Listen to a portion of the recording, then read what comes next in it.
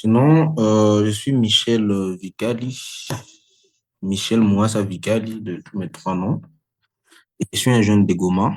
Je suis journaliste. Avant d'être tout, je suis d'abord journaliste. Je suis fact-checker à Elisa Facts, un média de vérification basé à l'est de la RDC et dans toute la République démocratique du Congo.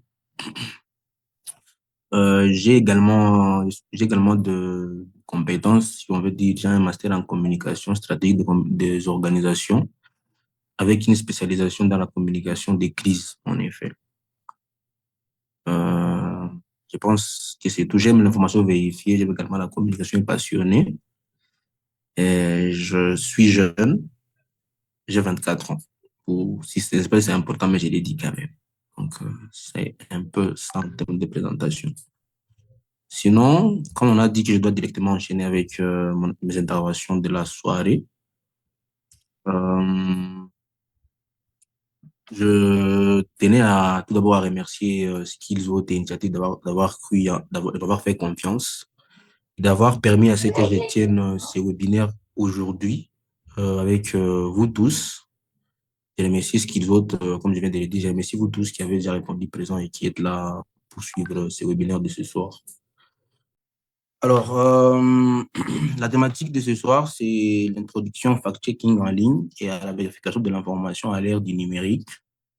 La formation va prendre 1h30. J'espère que je ne vais pas dépasser les limites de ces délais de temps.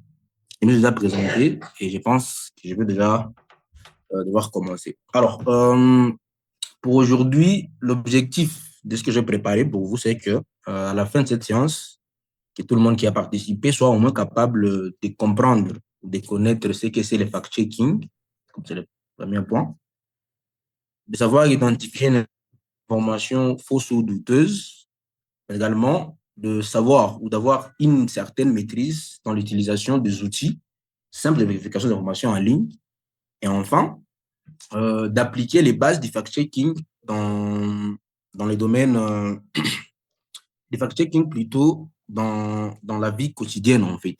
Donc, c'est en effet ça, les objectifs de cette séance que nous allons avoir avec vous aujourd'hui.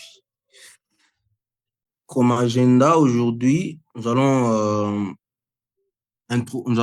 comme plan, s'il faut le dire comme plan du cours, s'il faut le dire comme ça, nous allons commencer par une petite introduction au fact-checking. Ce sera le premier point du jour.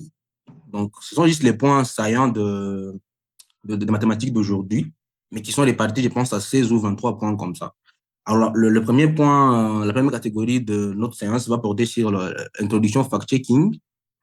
Nous allons comprendre le mécanisme des informations et Infox.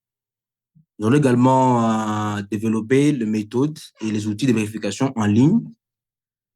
Vers la fin, nous allons faire une petite exercice pratique et nous allons revenir sur les bonnes pratiques et une conclusion, en effet. Bien sûr, il y aura une petite partie réservée aux questions, en fait. Alors, nous allons devoir commencer par qu'est-ce qu'est le fact-checking, en fait. Donc, il y a les définitions là-bas, mais j'aimerais effectivement que quelqu'un parmi les participants à la séance nous dise ce qu'il pense, pas ce que j'ai écrit ici, mais comment il appréhende le fact-checking. Pour lui, c'est quoi le fact-checking, en fait? Comment il peut définir le fact-checking, en fait? Un intervenant avant que je puisse continuer et avec mes explications. S'il n'y a pas de volontaire, sachez que je vais indiquer, je vais pointer quelqu'un pour qu'il nous donne sa définition. Parce que je suppose qu'on est tous, on a quand même un certain niveau de réflexion et on connaît. Merci. Une personne involontaire pour nous dire c'est quoi le fact-checking selon lui et on pourra continuer. Merci beaucoup, je suis là. Euh, je sais pas comment est-ce que je vais le dire, bien que vous dites que c'est un thème que je ne peux ignorer. Bon, c'est peu que moi, vraiment, je l'ignorais parce que je me suis rendu compte que ce terme-là, je l'ai connu quand j'ai vu la fiche. Mais j'ai essayé un peu de raisonner. J'ai essayé un peu de raisonner. Je me suis rendu, bon, si je peux définir ça à ma manière, c'est la Mm. c'est la manière de chercher si une information est Donc, c'est la manière de chercher la véracité d'une information. Si je peux le dire vraiment dans mes propres mots, c'est la manière de chercher la véracité d'une information, mais plus précisément encore une information en ligne. Merci beaucoup. C'est en effet ça. J'ai vu M. Godfrey Lung qui est en train de sourire. Il peut nous donner également, il peut nous dire également c'est quoi le fact-checking selon lui, ça peut être le mieux. Il peut accompagner cet emoji souriant avec sa définition du fact-checking au moins. Bienvenue, M. Godfrey. Alors, bonsoir à tous. J'ai assuré parce que j'étais dans le même cas que Paul. Alors, j'ai su le mot aussi en voyant l'affiche, mais je pense que le fact-checking, c'est le fait d'analyser les sources d'une information. Okay. Vous avez tous raison d'ailleurs. C'est en effet ça, le fact-checking. Je ne sais pas s'il y a quelqu'un d'autre qui voulait ajouter quelque chose, mais on va continuer. Je vois qu'on est tous ensemble et qu'on se capte 5 sur 5. Alors, laissez-moi y aller. Le fact-checking, c'est d'abord une méthode de vérification de l'exactitude d'une information ou des informations. Effectivement, qui dit exactitude parle de véracité, en d'autres termes. Alors, le fact-checking, c'est l'ensemble, je veux dire comme ça, des méthodes, certains diraient même des techniques mises en œuvre pour vérifier la véracité d'une information. Le fact-checking, en plus d'être une méthode et des techniques, en effet, c'est une pratique journalistique et citoyenne. Journalistique parce qu'effectivement, ce sont les journalistes, les médias, de manière générale, qui détiennent le monopole de la diffusion de l'information. C'est-à-dire, c'est d'abord à eux de pratiquer ou d'être des acteurs du fact-checking dans la communauté. Et les citoyennes, parce qu'effectivement, c'est une responsabilité générale. Tous les citoyens, effectivement, nous tous, nous sommes appelés à avoir ce sens de vérifier les informations, la vérité des informations avant de les partager ou de croire à ces informations. Donc, comme je viens de le dire, et les journalistiques, parce que c'est d'abord aux journalistes qui diffusent des informations qui doivent être des experts, qui doivent savoir quelles informations ils vont diffuser, et citoyennes, parce qu'effectivement, et c'est un devoir pour nous tous, d'avoir cette tendance de croire, de vérifier les informations, de chercher à connaître la vérité d'une information avant de croire et de partager. Enfin, le fact-checking est un outil de lutte contre la désinformation.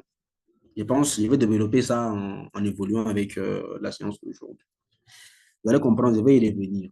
Alors, l'objectif du fact-checking, selon ce que moi j'ai pu concocter, après mon expérience également, je l'ai catégorisé en trois points, c'est-à-dire donner une information juste. Une information juste, nous connaissons tous la justice, c'est quoi? C'est une information qui ne pénalise pas les uns, qui ne divise pas, une information qui est vérifiée et une information qui a une visée d'accroître la connaissance en fait ou de tenir les gens au courant, je peux le dire dans des termes simples comme ça. Mais également, une information responsable, c'est-à-dire informer de manière responsable, c'est-à-dire ceux qui ont fait avec moi des études en communication, ils savent que l'information c'est un pouvoir. Je pense que Jospin Chichugui est avec nous.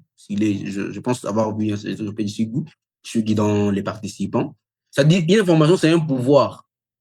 Un pouvoir, c'est-à-dire que les journalistes, quand ils informent, ils endossent la responsabilité de ce qu'ils disent aux communautés et aux gens.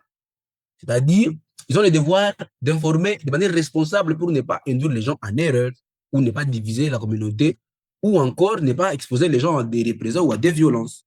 C'est en fait ça, les trois objectifs que j'ai pu concocter pour le fact-checking. Alors, pour le fact-checking, il y a des approches pour la lutte contre la désinformation. Les debunking et les pre-bunking, ce sont des termes de fact-checkers. Vous allez comprendre, je vais juste y revenir en aparté, c'est-à-dire que il faut comprendre que le fact-checking est né aux États-Unis, en fait. il a pris de l'ascendant en 2010, mais il a existé depuis 1920. Le fact-checking existait dans certains médias parce qu'à l'époque, effectivement, aux États-Unis, il y avait beaucoup de divisions entre les communautés noires, les communautés blanches, beaucoup de divisions. Alors, les médias avaient également des unités ou des structures de vérification des informations avant de diffuser. C'est pour ça que vous allez comprendre que beaucoup de termes dans le fact-checking sont en anglais, en tout cas majoritairement, sont en anglais. Alors, je vais définir ces termes après, mais je vais d'abord vous donner les pourquoi de ces deux termes dans le fact-checking. Pourquoi parler de debunking qui désigne en français, ça peut vouloir dire débusquer. Alors, pourquoi parler de ces deux approches dans le fact-checking? Alors, la première raison qui fait qu'on évoque ces deux aspects, c'est parce que d'abord, les informations circulent très, très vite. Ça, c'est parmi les raisons, la première raison qui fait qu'on doit utiliser ces deux approches, les pre-bunking et les debunking. Mais aussi, vérifier après coup ne suffit plus, en effet, de ce jour. C'est-à-dire, c'est pour ça, effectivement, qu'on a des médias comme les AFAC, pour commencer par là, la maison mère, des médias comme Baloba qui check, des médias comme Congo Check, qui sont là pour faire ça, je vais développer ces points quand je vais descendre dans le pré-booking. Alors, ce qu'il faut comprendre ici, c'est que la désinformation circule vite, elle justifie la présence du debunking et vérifier après coup ne suffit plus, et la raison pour laquelle on disait les pré-booking. Alors, c'est-à-dire qu'il faut à la fois, comme le dit mon slide ici, corriger les faux, c'est ça les debunking, et prévenir les faux également, c'est ça les pré-bunking, comme je l'ai dit. Alors, le pré-bunking consiste à identifier une information fausse ou trompeuse, la vérifier méthodiquement, et enfin, démontrer publiquement pourquoi elle est fausse, avec des preuves appuyées, bien sûr. Alors, le debunking intervient, je l'ai dit, c'est ça même la différence. Je pense que je vais poser la question à la fin de la séance, parce que ce sont les bases, comme je l'ai dit. Le debunking intervient après la diffusion d'une information. Ça, c'est à retenir pour les debunking. Je pense que mes slides sont visibles. Je vais partager les liens. Je vais partager, je pense, le fichier à Skills. C'est Skills qui sera s'il voudra les partager avec tout le monde. Alors, l'objectif du debunking, comme je l'ai dit, c'est corriger une fausse information, rétablir les faits, réduire l'impact du mensonge contenu dans l'information et informer les publics de manière responsable. Je pense que là, ça passe. L'étape de debunking, je l'ai dit, c'est identifier l'affirmation virale, vérifier les faits, la source fiable, apporter des preuves claires, je pense que j'ai suffisamment expliqué, et expliquer simplement l'erreur. Pour conclure le debunking, c'est que il faut savoir identifier les faux, les trompeurs et les hors contexte. Je pense qu'on va développer, quand on va parler des techniques. Alors, le pré-bunking, je ne vais pas y revenir beaucoup, vu que j'ai déjà suffisamment parlé de debunking. Il consiste à préparer le public avant l'exposition à la désinformation. C'est-à-dire, les affaires organisent bon, je parle des affaires, c'est là où je travaille, les affaires organisent de sessions de capacitation de journalistes pour leur apprendre à comment prévenir la désinformation. Skills Out est par exemple organiser une session de webinaire où on va outiller tout le monde aux techniques, on va utiliser tout le monde aux techniques de désinformation. Alors, ce qu'on fait maintenant, c'est les pré-bunking. Donc, c'est en effet ça. C'est-à-dire, nous, on prépare, les pré-bunking préparent les terrains avant la désinformation. Je pense que c'est dit là-bas.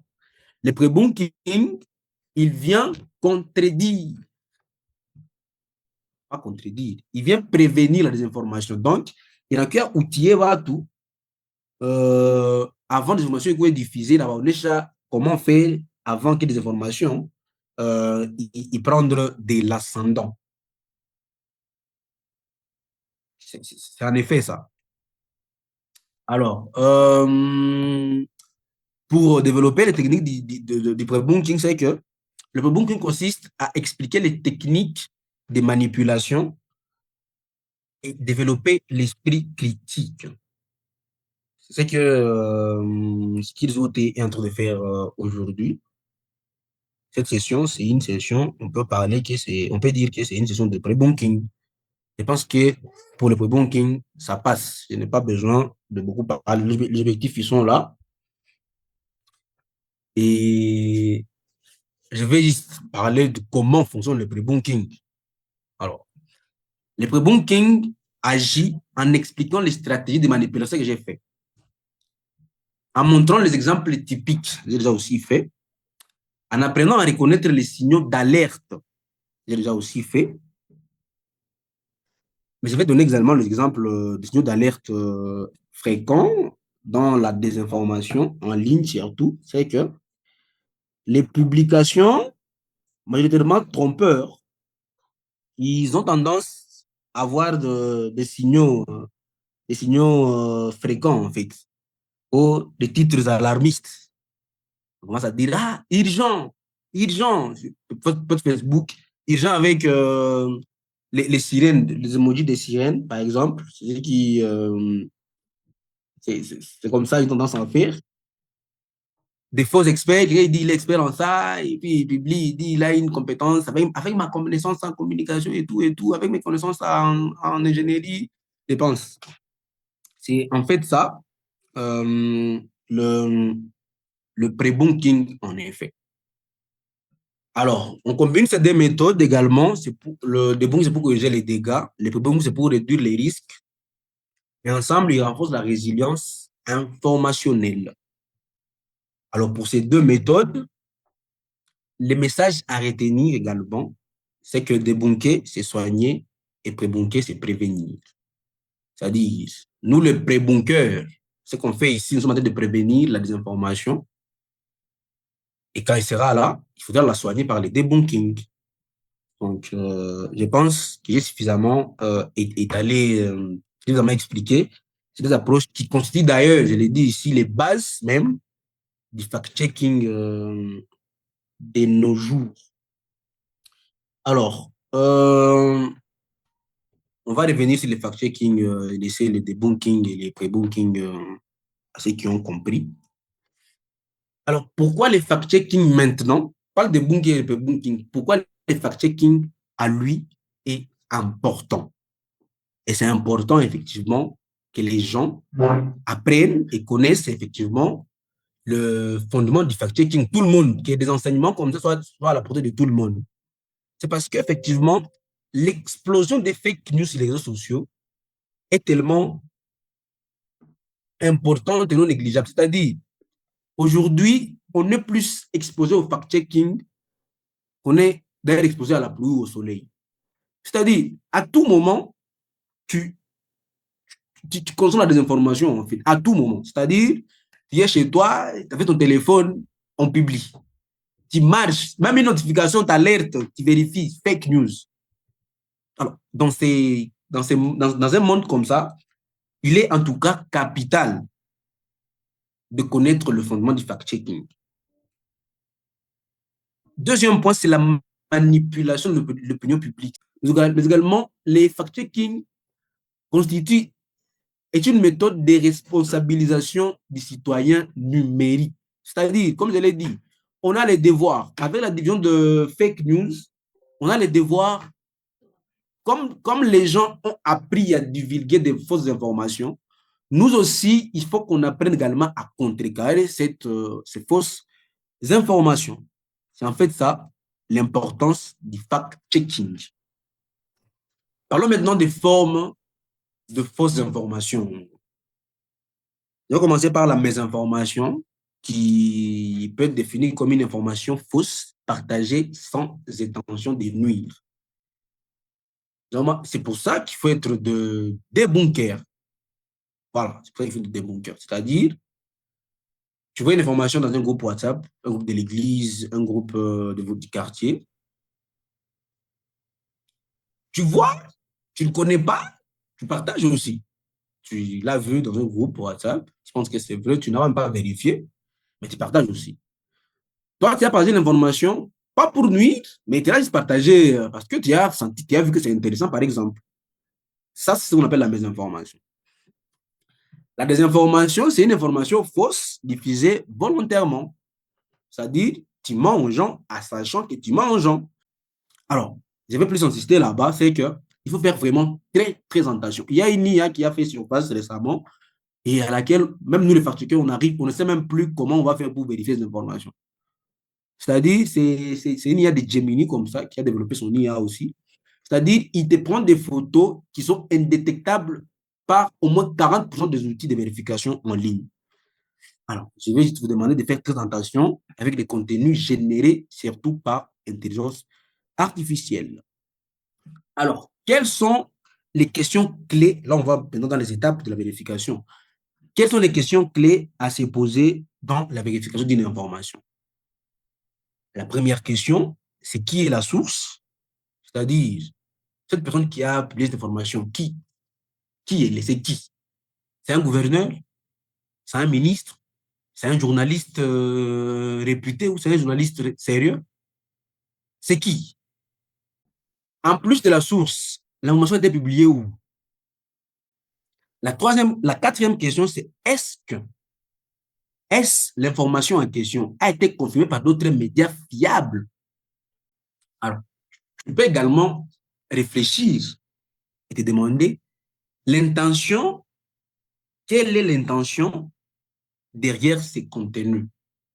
Alors, ce sont les 5 questions à se poser dans la vérification d'une information, dans les debunking. Alors, les étapes maintenant du fact-checking. Vous avez posé ces questions, vous devez commencer, vous avez identifié l'information, vous l'avez là-bas, c'est la même étape d'identifier l'information à vérifier. Vous avez déjà identifié la source. Vous connaissez, vous avez posé la question, qui est la source? Vous la vérifiez ici, comme je l'ai dit en passant.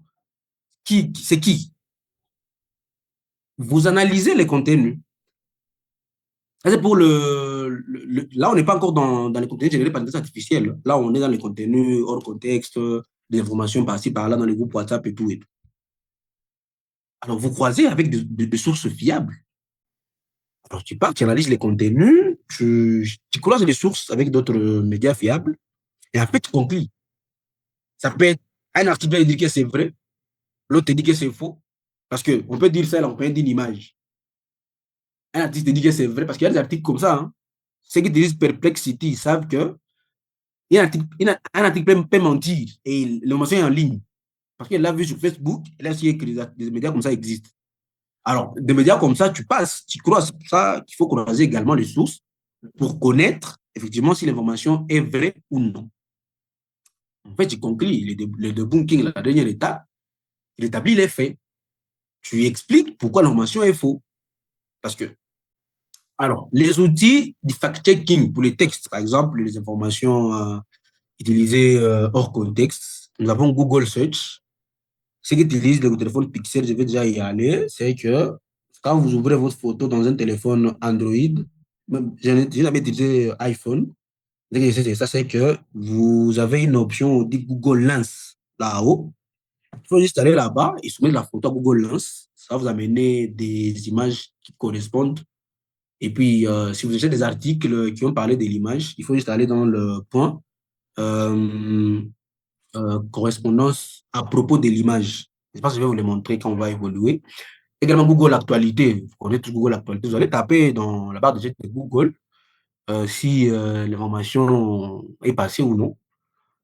Et également, il y a les sites de médias crédibles, les communiqués officiels, souvent le plateforme, comme les sites des médias crédibles. On peut par exemple parler des sites en ligne de l'organisation. Ça peut être le ministère de la Défense qui a son site. Ça peut être le ministère des Sports. On a publié une information qui cadre avec les sports. Et puis tu vas vérifier le site du ministère des Sports pour voir ces informations. Les sites à partager l'information aussi. Les sites de la Défense, les ministères de la Défense et tout. Donc, toutes les plateformes de plateformes numériques ou réseaux sociaux des organisations, ils peuvent constituer des sources ou ça veut dire des outils dans les sites des médias crédibles. Donc, c'est en effet ça. Ou encore, tu peux également contacter une plateforme de vérification ou un journaliste fact-checker que tu connais dans ton entourage pour qui t'aide. D'habitude, nous, les fact-checkers, pour dire les fact-checkers, ils ont des contacts facilement.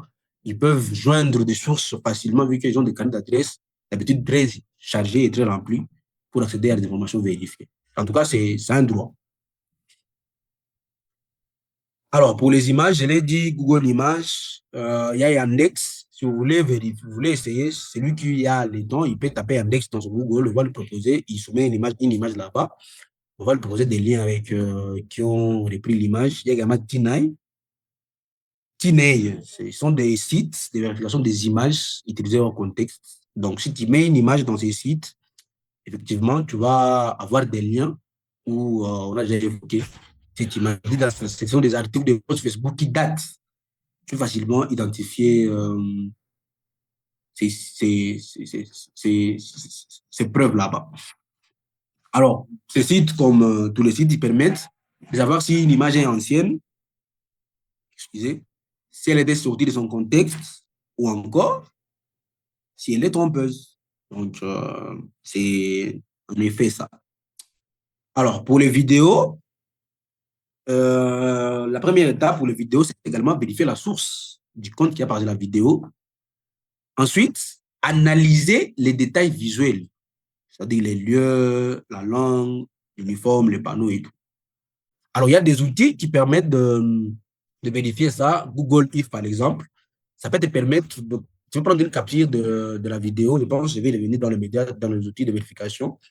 Google If va localiser les lieux. Je pense, pour Goma, c'est sur 5 ans. C'est-à-dire 5 ans avant, ça, d'habitude, ça, pour la ville de Goma, ça passe difficilement. Mais à Kigali, par exemple, il réactualise Google Maps chaque un an. C'est-à-dire après une année, ils choisissent les lieux de leur ville en Google Maps. Facilement, là, tu peux, avec le Google If, tu peux identifier les lieux et préciser que effectivement ce n'est pas à Goma, par exemple à Gisenyi ou à Madagascar, etc. Alors, il faut également comparer les faits vérifiés. Ça, c'est pour effectivement les vidéos. Je pense qu'on est en train de bien se comprendre. Les temps, ils filent. Alors, j'ai encore 30 minutes. Je pense que je vais développer les deepfakes. Alors, les deepfakes, c'est ce que je disais, c'est le danger numéro un dans la vérification des informations. C'est-à-dire, un deepfake, je vais le définir, c'est un contenu, vidéo, image ou autre, généré ou modifié par intelligence artificielle. Je l'ai dit tantôt, il imite l'apparence, la voix ou les gestes d'une personne réelle. Enfin, il est utilisé à des fins de manipulation, de désinformation ou de tromperie. Alors d'habitude, comme je l'ai dit, les faits sont utilisés à des fins de manipulation, des informations ou de tromperie. Je pense que j'ai explicité les deepfakes et on a compris c'est quoi les deepfakes en fait. C'est en anglais, comme je l'ai dit, il n'y a pas de termes dans le fact-checking sont en anglais parce que il est né aux États-Unis. Alors, quels sont les signes d'alerte d'un contenu IA? Les indices fréquents à observer sont les mouvements du visage peu naturels, c'est-à-dire les répétitions, le mouvement buccal. Il faut recevoir le mouvement buccal. Il est juste, il a une tendance d'avoir été, comme c'est une machine qui parlait en fait. Ça sont en plus, tu vois, on peut par exemple prendre une personnalité connue.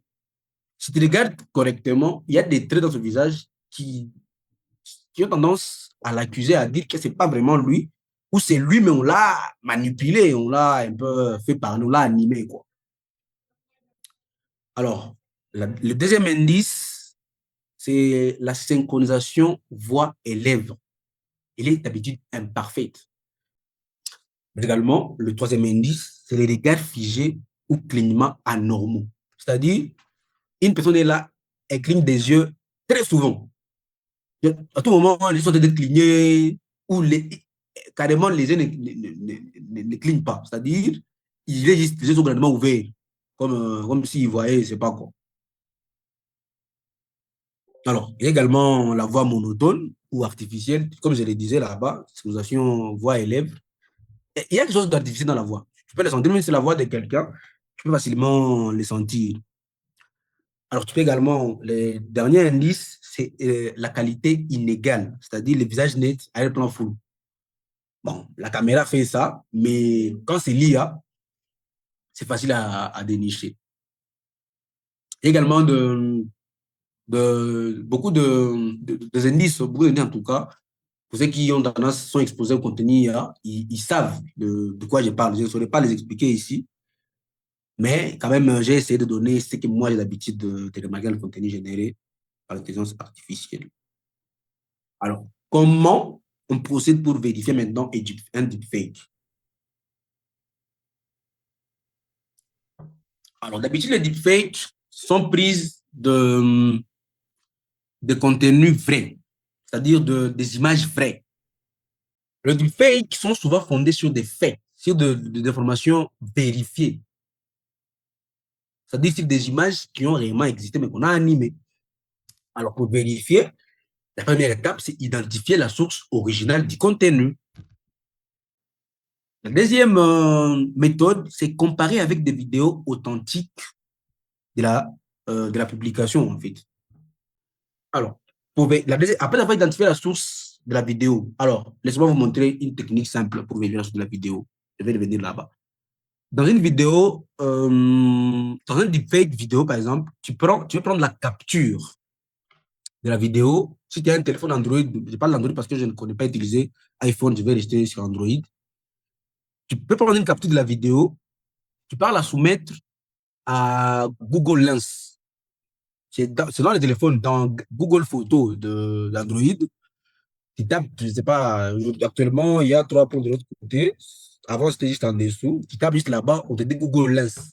Tu pars là-bas, ça va t'envoyer vers des liens où ta photo apparaît. Ça peut être un lien vidéo YouTube où on voit également cette même personne avec le même paysage ou le même design, en fait, dans le même cadre. Donc, pour identifier la source, c'est une technique pour identifier la source, c'est-à-dire, tu regardes la vidéo, tu prends une capture de la vidéo, tu soumets à l'outil Google Lens. Google Lens va t'envoyer vers un lien où la vidéo a déjà été évoquée. Là, tu peux trouver la vidéo originale. Tu peux même vérifier avec TinEye ou Yandex. C'est toi qui verras. Ce sont des outils faciles à utiliser, je pense. C'est une outil que je vous apprends à utiliser. Il suffit que comme on a utilisé WhatsApp, comme on utilise WhatsApp et TikTok, c'est presque pareil. Donc, tu ouvres les liens, tu tapes juste Yandex, tu vas dans les liens, tu fais ce que tu as à faire, ça va te guider facilement. On n'a pas besoin, en tout cas, moi je pense qu'on a dans les formations de fact-checking, on n'a pas besoin d'expliquer aux gens comment utiliser ces outils. C'est très facile. Alors, je pense que j'ai la technique, si vous êtes avec moi, vous avez compris. Alors, il faut rechercher des versions similaires du contenu. Enfin, pardon, pour ne pas dire enfin, analyser les contextes et l'intention du message. Également, vérifier l'authenticité grâce à des outils de détection des contenus générés par intelligence artificielle. C'est là où tout devient intéressant.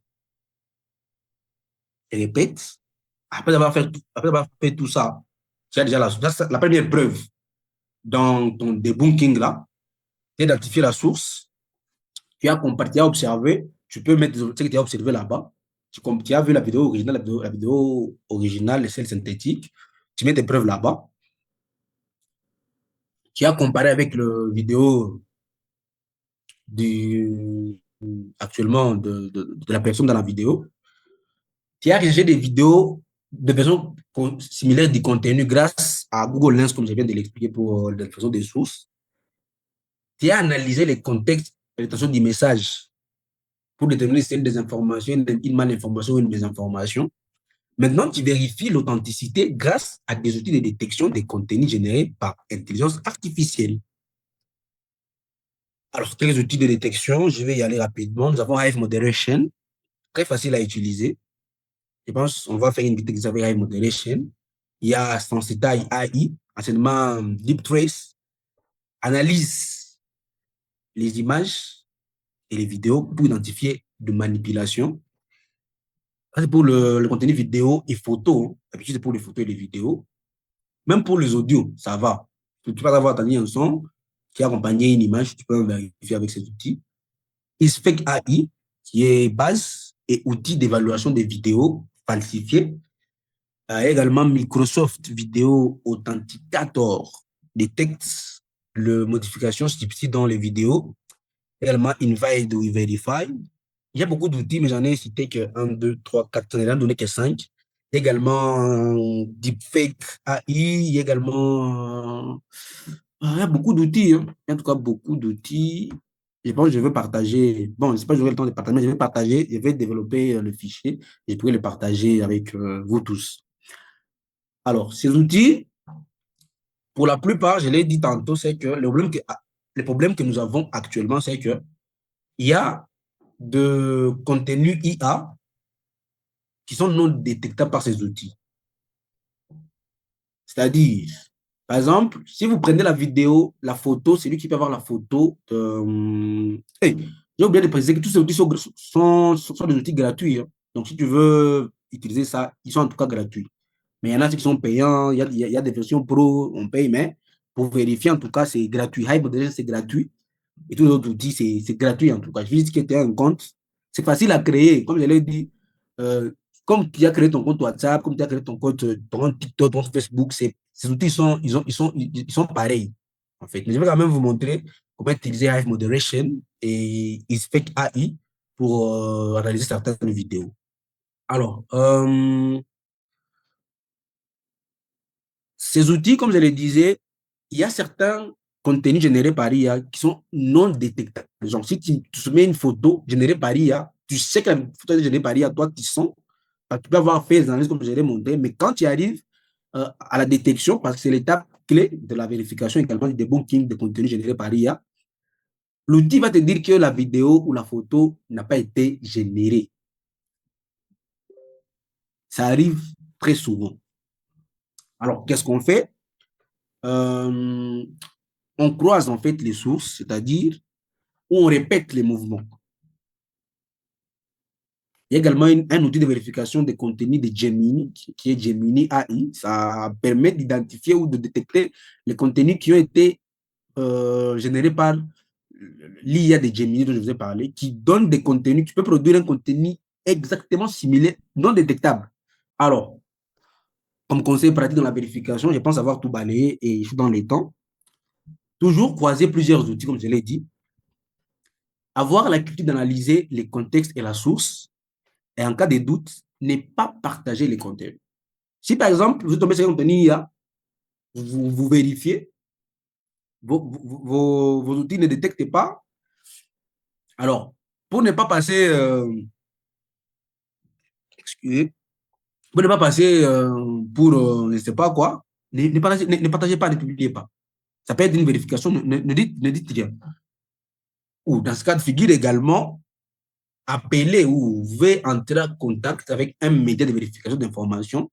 D'habitude, nous, on a des outils très avancés, on peut facilement détecter. Ce sont des outils de travail que je ne souhaitais pas donner ici parce que d'habitude, la plupart, ils sont payants, en fait. Donc, c'est en fait ça. Il y a des outils qu'on utilise effectivement pour détecter ce genre de contenu. Alors, si tu tombes sur un contenu comme ça, tu peux contacter un média de vérification. Ils vont te donner une précision et te dire non, l'information, on a vérifié le score dans tel outil, a donné un score de 9% que l'outil a été généré par une intelligence artificielle. Donc, c'est en effet ça. Alors, en termes de conclusion, ce qu'il faut retenir, c'est que le fact-checking est l'affaire de tous et protège la société. Elle renforce la crédibilité de l'information et des médias aussi. Elle contribue à une citoyenneté numérique responsable. Merci beaucoup. Je pense que avant de donner place aux personnes qui auront des questions, c'est mieux qu'on fasse une petite pratique. Donc, si vous pouvez nous aider avec un exercice pratique, parce que ça a été vraiment un exposé qui est plus pratique que théorique. Je sais pas si on peut faire un exercice avec vous. Comme ça, on pourra donner petite place à 2 personnes pour des questions. Merci beaucoup. Je ne sais pas si ça vous arrange. Alors, je vais taper Hive Moderation dans la barre des recherches, dans le moteur des recherches de mon opérateur. Si vous utilisez Chrome ou Opera Mini, c'est la même chose. Alors, comme vous voyez mon écran, il s'affiche. On écrit Hive Moderation. Bon, on me demande de traduire ces résultats. Laisse-moi y aller pour ça tous en français. Alors, on me montre de possibilités, c'est-à-dire des outils. La première, c'est détection des contenus générés par IA. C'est ce qui nous intéresse. D'abord, des modes de modération, c'est pour le présentateur. Tu vas juste cliquer là-bas. Dans les téléphones Android, ça va s'afficher comme ça. Ça va s'afficher verticalement. Mais dans une machine, ça sera comme ça. Alors, pour y verser, pour vérifier une information, pour que l'image arrive là-bas, ou une vidéo, ou une image, tu viens téléverser. Alors, moi, l'image que je souhaite vérifier dans mes téléchargements, je connais, je peux trouver ça où. Ah, est-ce que je saurais trouver ça? Ah, ah. Ah, laissez-moi aller chercher. Excusez-moi. Elle était prise ici en quelle date? Le mois dernier, en décembre.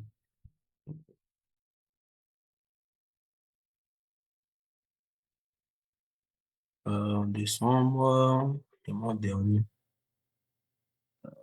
Je pense à celui-ci. J'espère que nous voyons tout ça. Ah, voilà. Voilà. Je pense que c'est la vidéo que j'ai cherchée. Donc, vous avez vu comment j'ai procédé. Facilement, dès que l'image est téléversée, l'analyse commence. Hive commence déjà à analyser la vidéo. C'est que le résultat va être affiché de ce côté ici. Alors, comme je l'ai dit, Hive peut dire que l'image n'est pas été générée. Pourtant, elle a été générée. Alors, le score va afficher là-bas. Ah, c'est établi. Si on va aller. Alors, voilà. Voilà. Je pense que mon écran est visible. Mon écran est visible. Laissez-moi vous mettre la vidéo. Écoutez la vidéo. Si vous voyez mon écran, vous allez écouter la vidéo. Respirable ce matin. L'atmosphère est devenue respirable ce matin. La ville entière retient son. Les seuls sons qui dominent sont les détonations d'artillerie qui sonnent un peu partout. Puis l'aube, les colonnes de Ouazalendo convergent vers le centre. Des dizaines de jeunes armés galvanisés, une position autour. Est-ce qu'on voit la vidéo, s'il vous plaît? Oui, oui, oui.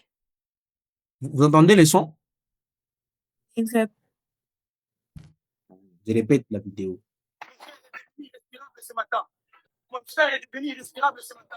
La ville entière détient son. Les sons qui dominent sont les détonations d'artillerie lourde qui sonnent un peu partout. Puis l'aube, les colonnes de Ouazalendo convergent vers le centre. Des dizaines de jeunes armés galvanisés, une position autour. Alors, c'est la vidéo dont je vous parlais d'une manifestation à Goma le 22 décembre 2025.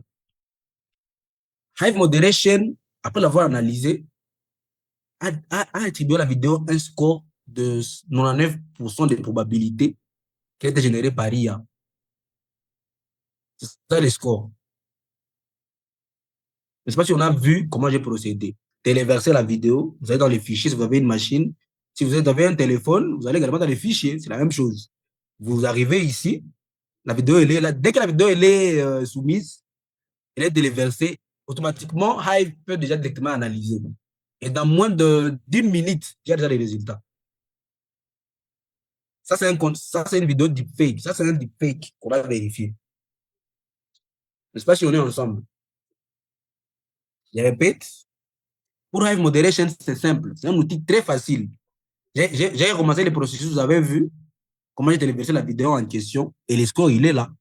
Alors, pour rétablir les faits dans ta vérification, tu peux prendre cette capture, tu l'accompagnes d'un court paragraphe, par exemple, si tu travailles.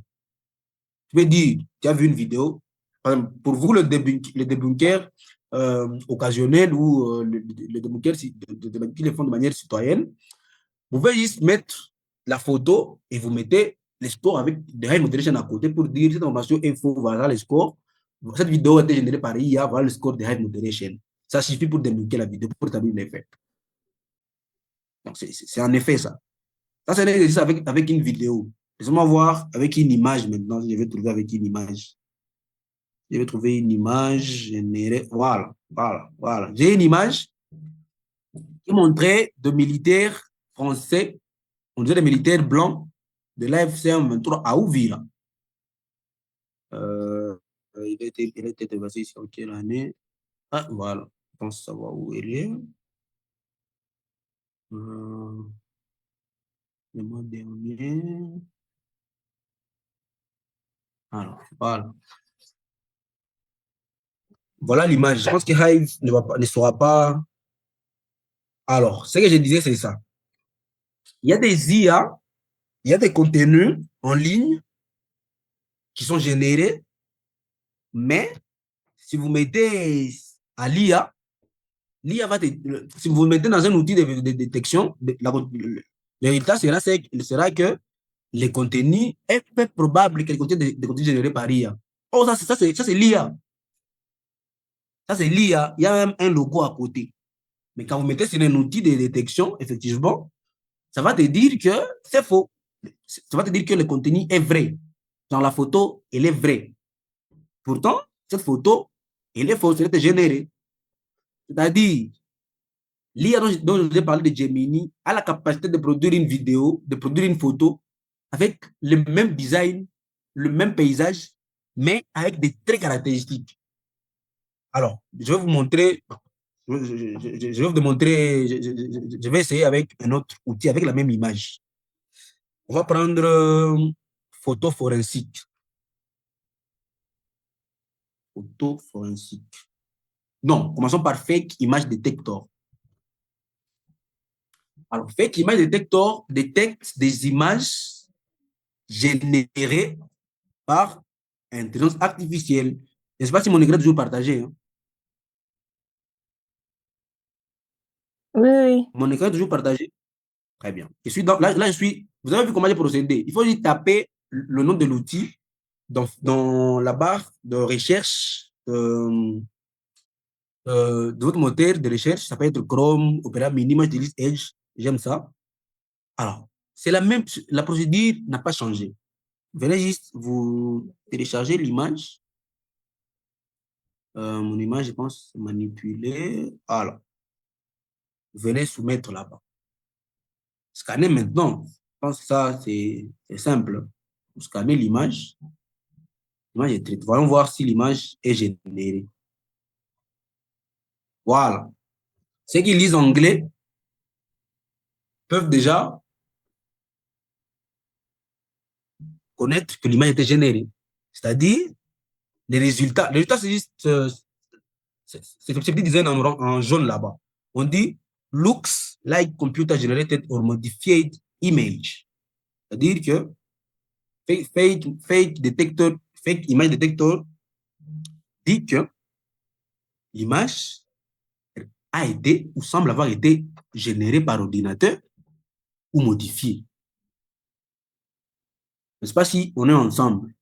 Alors que on a soumis la même image à Hive Moderation a dit que l'image est authentique.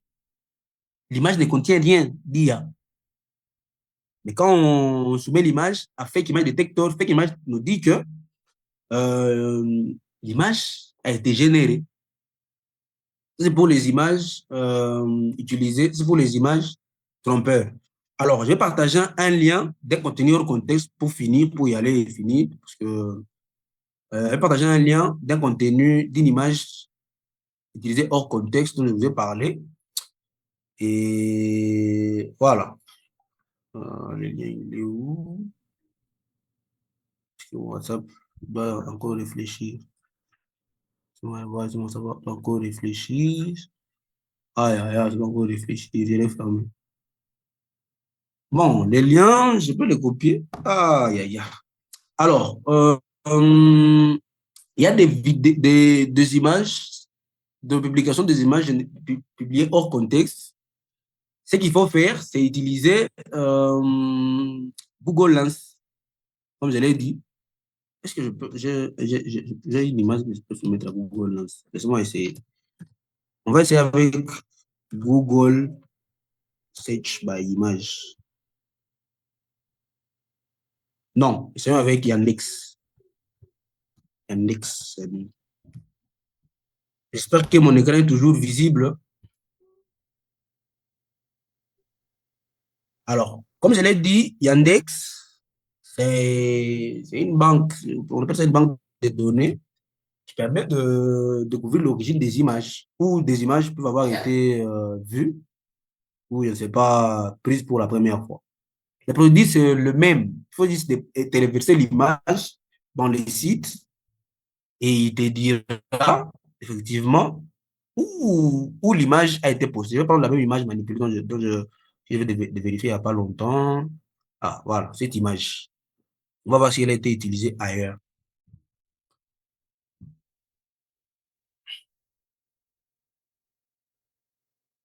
Là, je suis dans Yandex. Je ne sais pas si nous tous on est toujours ensemble. Yandex est en train d'analyser l'image et va me donner des liens de publication d'articles où l'image a apparu. Ça peut être de réseaux Facebook, comme je l'ai dit, des articles et tout. Donc, c'est comme ça que ça fonctionne avec le contenu utilisé hors contexte. Il y a un problème de connexion, mais sinon, vous aurez vu comment ça marche. Mais c'est ça, en fait. Techniquement, les images, cette image va apparaître ici à côté avec des publications où elle a apparu. Ça peut être des publications Facebook, comme je l'ai dit, ou des articles. Ça dépendra. La connexion pose problème, mais je pense que je suffisamment explicité. Bon, ce qui était un peu souple, ont peut-être vu comment j'ai fait ou ont essayé avec moi, vu que les temps posent problème. On peut toujours, je l'ai dit, si vous avez des problèmes, on peut toujours en parler inbox pour que c'est notre devoir de lutter contre la désinformation vu que c'est un fléau de nos jours. Alors, si vous avez des problèmes, vous n'avez pas compris, vous pouvez toutefois me joindre inbox et on pourra y revenir. Ma condition pose problème, mais je pense que c'est ça en fait. Alors, je ne sais pas si j'ai été suffisamment explicite et explicite dans mes explications, dans la vérification, dans la pratique. Sinon, je pense avoir donné suffisamment des exemples pratiques. Je pense qu'on peut passer aux questions et voir si on pourra évoluer comme. Merci. Merci beaucoup, Michel. Vous avez vraiment été très pratique. J'espère que les gens qui ont pu participer ont gagné quelque chose. Toutefois, si vous avez des questions particulières, ou soit si vous avez besoin de plusieurs autres orientations, vous pouvez nous contacter. Nous allons vous mettre en contact avec le présentateur d'aujourd'hui. Sinon, nous vous remercions. Nous vous remercions tous d'avoir été là. Il y a un message que j'ai envoyé dans le chat. Il y a un formulaire que nous devrions remplir. C'est juste un formulaire d'évaluation. Très souvent, nous faisons ça à la fin de nos webinaires pour avoir votre avis sur ce que nous avons fait. Alors, rassurez-vous de remplir le formulaire et nous sommes juste en train de vous dire que c'est le début. C'est le début de nos activités de cette année en tant que Skillwatt et donc côté webinaire. Soyez actifs et nous comptons sur votre présence pendant toute l'année. Alors, je sais pas, vous pouvez nous aider à remplir juste le formulaire, mais pour la session d'aujourd'hui, nous allons devoir clôturer par là et nous allons vous envoyer la présentation dans le groupe. Pour ceux qui sont dans les groupes, nous allons vous envoyer la présentation dans le groupe et nous allons aussi envoyer les numéros du présentateur ou soit vous allez nous contacter inbox pour les numéros du présentateur d'aujourd'hui si vous avez besoin de beaucoup plus d'orientation. Sinon, nous vous remercions d'avoir été patient, mais j'espère que vous avez pu capter le nécessaire et à partir d'aujourd'hui, nous allons apporter un impact positif dans notre communauté. Merci beaucoup à l'intervenant, Monsieur Michel Vicali, et à tous ceux qui ont tenu jusqu'à la fin. Bonne soirée à vous. Surtout, n'oubliez pas de compléter le formulaire. Merci beaucoup.